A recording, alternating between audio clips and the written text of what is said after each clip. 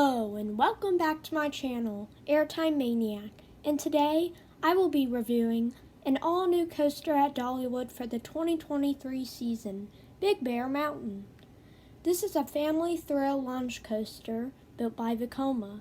When I went to Dollywood recently to ride this, it was closed most of the morning, but all of a sudden it opened when we were on the opposite side of the park, so we raced there. We got in line and waited about 30 minutes, which seems long, but the queue for this ride is entertaining. The queue buildings had tons of cool theming and stuff to read. Finally, you enter the station with very tall Vekoma gates. Sit down in the comfy Vekoma family coaster seats and pull down your lap bar. And if you have a bag, just put it in a bin at the station. By the way, each train features 2 across seating and 10 rows, making for 20 passengers per train. Plus, this ride usually utilizes multiple trains, making for a high-capacity ride. Smart choice, Dollywood. Get ready and put your head back because the train launches right out of the station, and it's a pretty forceful launch for a family coaster, especially considering it's the first out of the 3 separate launches on this ride. Fly into a left turn and right into the second launch. Swing into a twisty section of track, part of it giving a little bit of airtime. I wouldn't say the ride's main focus is airtime. I was actually genuinely disappointed when I rode it because it had way less airtime than I expected. But I crave airtime because, I'm Airtime Maniac. So, rather focusing on airtime, Big Bear Mountain focuses on fast-paced transitions, and this is what makes it so much fun. It's endless elements that keeps your heart pumping. Roll into a slow wave turn, another fast banking switch, skid through a right-handed inner banked airtime hump. At least that's what Intamin calls that element, but they didn't make this ride, so don't blame. Never mind. Anyway, you pass under rockwork and behind a waterfall, one of the signature elements of the ride, which you may get sprinkled by depending on which seat you're sitting in. But I only got to ride this coaster once, so if you don't get sprinkled at all, don't blame me.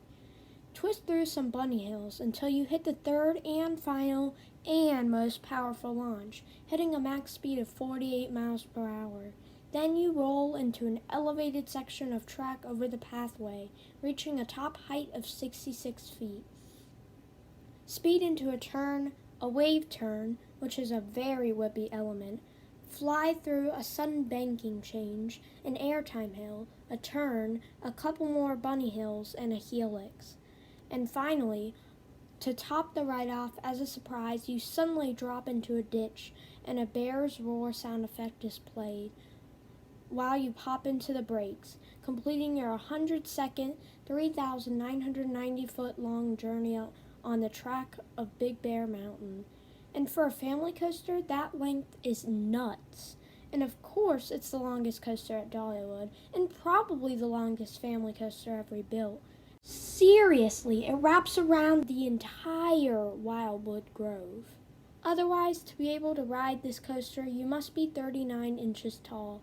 One more notable thing about this ride is that it has onboard audio, which is so awesome and really adds to the whole experience, except that I've heard the audio can't be heard at times during certain parts of the ride, and that it can sometimes get a little shaky during the LIM launches. Wait, LIM launches, you say?